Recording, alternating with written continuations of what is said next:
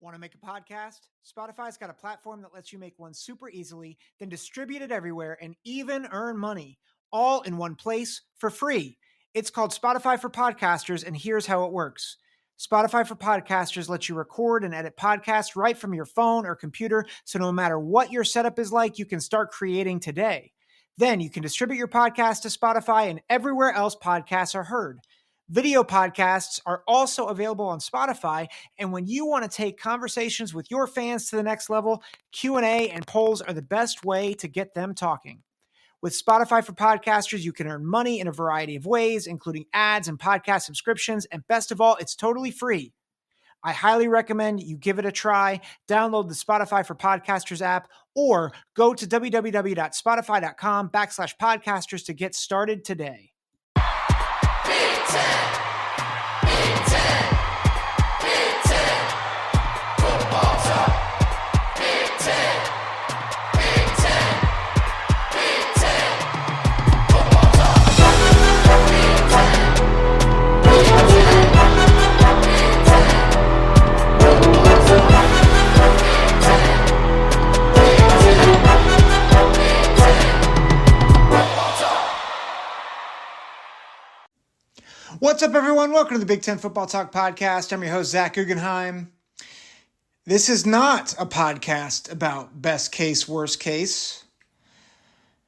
I said on the last pod at Nebraska and Michigan State that I wouldn't talk about conference expansion, conference realignment until it happened. Well, not 48 hours later, Washington and Oregon are slated to join the Big Ten. This has been a crazy start to the preseason of college football. We're going to talk about just my reactions and whether I think this is a good move or not. Essentially analyzing what this means, analyzing the impact and what it means moving forward. Again, if you like the podcast and you like the content from this podcast, make sure to like, follow, subscribe, wherever you get your podcast, Apple, Google, Spotify. Leave a review. Leave feedback. Don't just give a review, but don't just rate it, but actually talk about it. Share it on social media, Instagram, Twitter. So there's been some smoke about this all the way since last season when USC and UCLA were added. The details are as follows. The Big Ten will remain at 14 teams for the 2023-2024 academic year before USC, UCLA, Oregon, and Washington all join the conference ahead of the 2024-2025 season. So you know those schedules that were released like a month ago? You can pretty much throw them out. Now, the Big Ten Commissioner Tony Petitti did say that they're not going to start from scratch, that they'll amend the schedules, but they're not going to just completely get rid of them wholesale. I don't know how they're going to do that, but it's still like they're going to try to keep things the way they are and just kind of inject Oregon and Washington in that somehow, some way. And then also kind of keep the desire of regular competition between each team in the Big Ten, which is now the Big 18. They really need to just rename the conference at this point. There's nobody else. There's no other Big 18. There's the Big 12, and the Big 12 has been the Big 10, and Just change the name of the conference at some point, or just maybe change it to the name Awesome Conference or the North by Northwest Conference. I don't know. We will soon be the North by Northwest podcast or the North by Northwest Football Talk podcast. That's what we're going to rename ourselves as soon as the conference changes its name. That being said, what does it mean? What does this mean for these teams, these programs? What does it mean for the Big Ten? And where does the Big Ten go from here? First things first, this is a massive Massive boon for Oregon and Washington. The media, a big reason why this is happening now is really it started with the domino of Colorado. Well, let me rephrase that. It started with USC and UCLA pulling out of the Pac-10, Pac-12. But Colorado pulling out was, I think, the straw that broke the camel's back. Not because Colorado is super important, but it was just the realization that, hey, this thing is not stable. And it was very clear about that because there was no deal on the media rights for the conference. So the only deal that the conference had going into this season, and I think this was for next season as well, like going into this season, next season, was Apple Plus or Apple TV Plus. And you can imagine if it's only a streaming service, you're getting pennies compared to the billions of dollars that the SEC and the Big Ten are getting. And so you have, there's this reality that your media deal is shrinking, which means your money is shrinking, which means your facilities are going to shrink, your impact is going to shrink. And combine that with the fact that you're already in a conference where your best teams have left, you're in a sinking ship at that point. And so it really wasn't a matter of if Oregon and Washington were going to leave. It wasn't a matter of if the Pac-12 would dissolve. It was a matter of when. And Colorado, in a sense, was the Jenga piece that sent everything flying. And Oregon and Washington, from an athletics perspective, from a revenue perspective, are probably the two programs that make the most sense. For Oregon and Washington, they are the way that the deal is structured, at least from a media rights perspective, is they are going to get $30 million, which pales in comparison to everybody else who's getting 70 in the Big Ten. They're getting 30 from joining the Big Ten, and then they'll get $1 million more every year until the next media deal, which is 2030, 2031, where they will receive full shares. The fact that they're willing to take not even 50% of what everybody else is making tells you how much or how little they were going to get from the media deal and how unstable the Pac-12 was going to be. They were willing to take more than a 50% cut from teams like Northwestern and Indiana, who, no offense to them, Oregon and Washington, I think especially Oregon, draws way more eyeballs than those two teams. And yet they're getting 70 mil, Oregon and Washington are getting 30. And you got to believe the reason why they're willing to do that is because they realize that the ship that they're on, it's bleeding, it's sinking, and it's going to be done very soon. So this is Oregon and Washington jumping from a sinking ship to like the greatest battleship in terms of media rights right now. Like the SEC has a great deal, so I'm not gonna say that the SEC isn't great, but what the Big Ten has done in solidifying itself with CBS, NBC, and Fox is they have made themselves the cash cow and the media darling right now.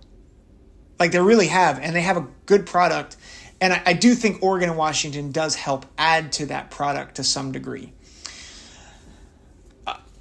Let's talk about how this is for the Big Ten. I'll be honest, I don't like it that much. And it's not because I'm a purist, although I'm starting to miss the days of the Big 10/11, where it was, Penn State was the expansion team. But I do question how beneficial this is from both a competitive standpoint as well as a money standpoint.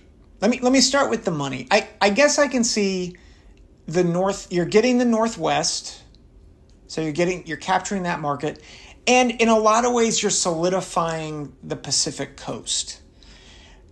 And in that you are saving money for USC and UCLA because now they don't have to travel, to the Midwest and to the East Coast for every away game and for their Olympic sports. Like, they can have a pod in the Pacific. Not that Washington and Oregon are super close, but I mean, they're probably closer than Ohio State and Penn State and Rutgers. And I mean, they definitely are closer than those schools. I haven't done the math in terms of like Iowa and Nebraska, but it's at least somewhat closer, and they have familiarity with each other, and you have some natural rivalry there. So that's good. That's good for your other new additions. But in terms of media, you're not adding a slam dunk media market. Now, Seattle's good, right? And Oregon is more national than it is. Oregon is a national brand because of Phil Knight and Nike. So like that's a good thing. But I think if you're going national, you wait for Notre Dame. And that's to me, I would have sat, if I'm just being honest, because like the Big Ten is in a position of power right now. And you could probably add Oregon and Washington later, quite honestly. Like, Oregon and Washington were desperate. The Big Ten is not hurting for teams. Unless they had some sort of agreement with USC and UCLA just saying, we're going to keep going westward at some point. But I don't understand. I don't understand why the Big Ten would go after these two schools. It's better than Cal and Stanford. And now there's a huge caveat to Stanford, and I'll talk about that in a minute. But, Oregon and Washington, they've both been in the playoff. They're both competitive right now. They're both in the hunt for the Pac-12 championship this year. They both have good quarterbacks, or at least semi-good quarterbacks. Apparently, Bo Nix is a Heisman contender. I don't understand it. Michael Penix might be a Heisman contender this year. So, like, they have good programs, good teams. They're inconsistent. They're somewhere between, like, a Michigan State and Wisconsin and a Penn State, Michigan, right? Like, and I use those schools.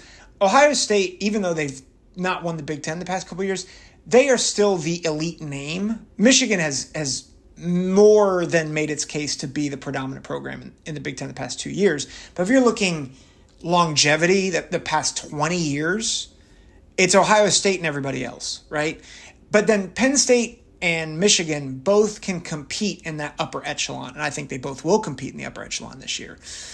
And then Wisconsin and Michigan State and Iowa, they're like that next tier where they can come up and be a top 5 team once every few years. And then they kind of slide back to that 15 to 25 range. And there are some years where they're just not even that good. That in a sense, that's Washington and Oregon. Like, Oregon has had, I think, more of a run at the top recently, although that's, even the past few years, that has not been true.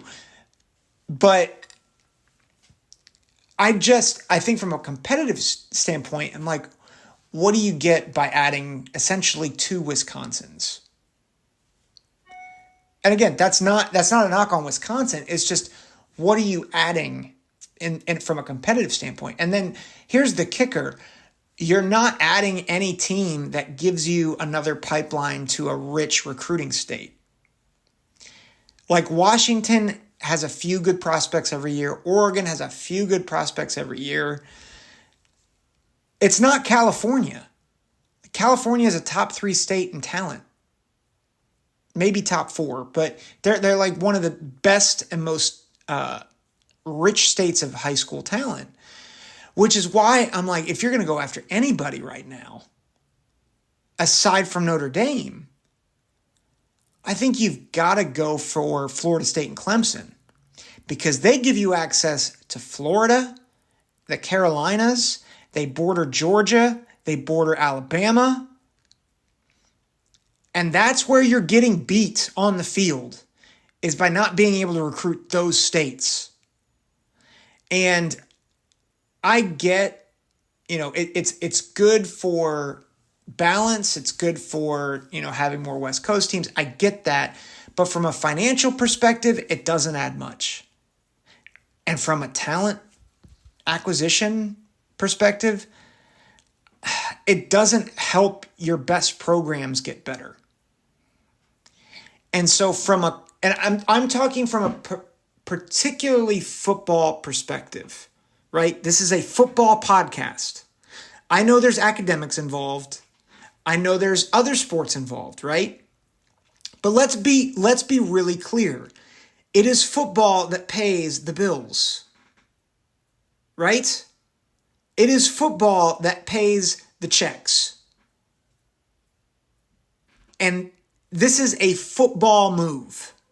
Plain and simple. And from a football perspective for the conference, it does not make sense. I think it's a bad move. Particularly because the Big Ten doesn't need it. They don't need these schools. And honestly, like Oregon and Washington could have gone with the rest of the Pac-12 to the Big 12. And you know what? The Big Ten would still be able to come knocking at some point if they needed to. Because the Big 12, they would have Oregon and Washington. You know what they don't have? They don't have an Ohio State. They don't have a Michigan. They don't have a Penn State. They don't have a USC. Those are your schools that are making your money. And I don't mean that, for fans of other programs, I know there's big alumni bases at Iowa, at Wisconsin, Michigan State. And so, they help your bread and butter, right?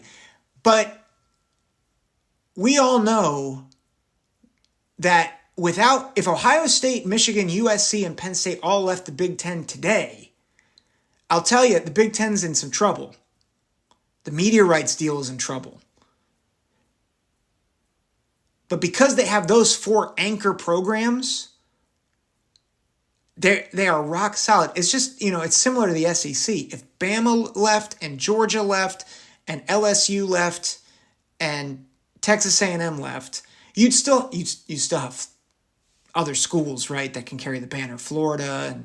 But ultimately, it would not be, Texas changes everything, right?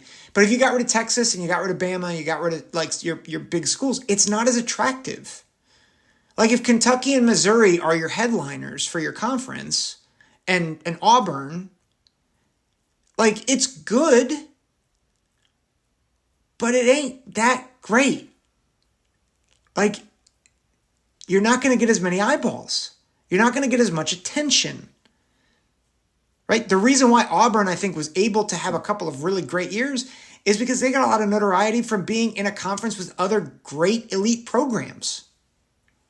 Right? That's why the SEC always gets a bump in rankings and whatnot, because everybody knows, they're in the same conference as X, Y, and Z. Well, it's the same with Ohio State, Penn State, Michigan, and USC. Oregon and Washington don't carry that type of cachet. Not from a blue blood perspective. Right? So you could have let Oregon and Washington go. You could have let them go to the Big 12, where they're going to compete with Cincinnati for the Big 12 championship. Nothing wrong with Cincinnati. But Cincinnati might be one of the better programs in the Big 12. Sorry, I'm calling it the Pac-12. It might as well be the Big Pac at this point. We're just renaming conferences all over the place. But the reality is, you didn't need to get these teams. They don't offer you anything. The reason why this deal was made now, at least from my perspective, is because a ship was sinking. Now, I'm sure the Big Ten and the presidents feel like there is much to offer. So again, by no means am I saying it's a bad move overall. I know research pays a lot of bills too. So, but the thing that, from a football perspective, I think it's a bad move. If you wanted to add them as you were adding Florida State and Clemson, I think that's great, right? Because then you're getting a pipeline into the South. But you don't need any more media markets. You've got one in every time zone, except the mountain time zone at this point. Why do you need? You've got New York, you've got DC, you've got Chicago, you've got LA, you've got Columbus, you've got Philly, you've got Pittsburgh. Why do you need Seattle? Seattle doesn't move. It doesn't move the needle as much. So I don't get it. I really don't understand it. Where does the Big Ten go from here? I think there's one area that they might go, which I think would further be terrible, and that's to get Cal and Stanford. I'm a bit relieved that they haven't gotten Cal and Stanford so far, but I mean, the whispers are that they might be trying to add both of them too. I think it's an awful, it's a bad idea, again, because you're diluting California. Now, granted, most of the best players in California aren't going to go to Cal or Stanford unless you have good coaching and unless their program's on the rise.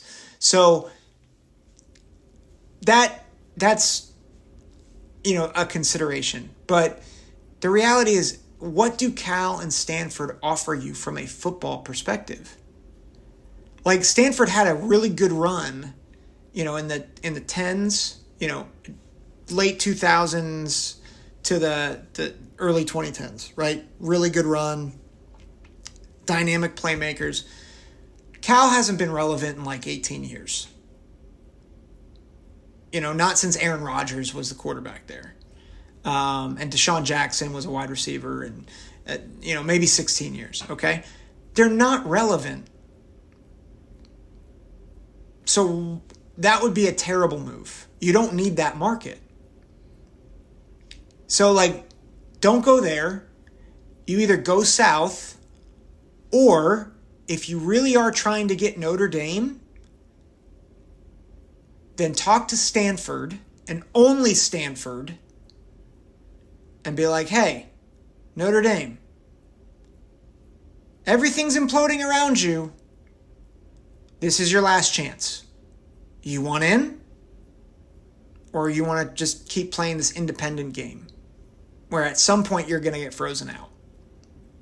Because I'll tell you, the ACC is not looking too hot right now.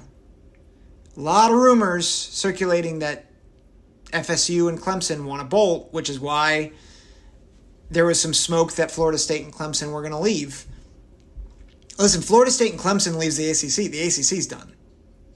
Because the U, as much cachet as the U has, they really don't have as much as you think. Virginia Tech is a shell of themselves. And Georgia Tech is a shell of themselves. You don't have a power program in Florida or in the ACC outside of Clemson and FSU. So I think you go for those two teams, or you go for Notre Dame and Stanford, or maybe you go for all four, which would bring you up to 22. But I just don't. At this point, I'm not even sure if I would agree with adding Notre Dame. I can see it. I could see a reason for it. I just think it's a bad move. I think expansion in general for the Big Ten at some point is.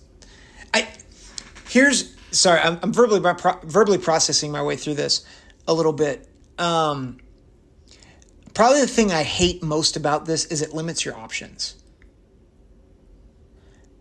Because if you get too big at some point, either you got to start kicking people out or you've got to reorganize and I'm like,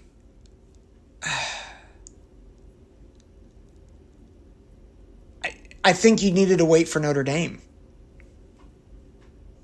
I think that's where I'm coming to. I think Notre Dame and then the two Southern schools. I really don't like this move. I get why some people are really excited. It's not a bad move in terms of what you're getting. It's more. This is my problem with it is you're taking an okay deal when I think if you play the long game, you win the college football game, right?